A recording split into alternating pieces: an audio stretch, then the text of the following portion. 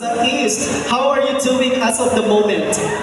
Good evening, everyone. As of the moment, I'm feeling grateful because I'm part of the top 5. Alright, I think you are now ready to answer the question.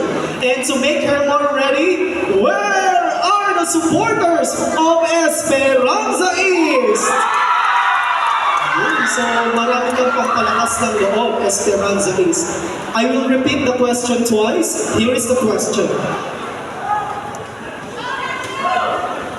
The municipality of Aurora is generally an agricultural community with its major products such as rice, corn, calamansi, and vegetables. As a youth, how will you encourage the young people to venture in farming and agricultural jobs? I repeat, the municipality of Aurora is generally an agricultural community with its major products such as rice, corn, calamansi, and vegetables.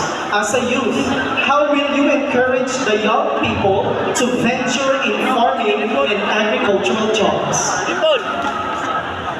I believe that our future lies in our agricultural heritage. As a young advocate, I will encourage young individuals to explore farming and agricultural.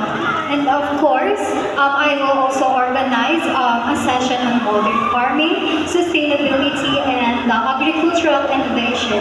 And I think this would be the way that I will motivate and encourage young individuals to see farming as one of the fulfilling and also a viable career choice.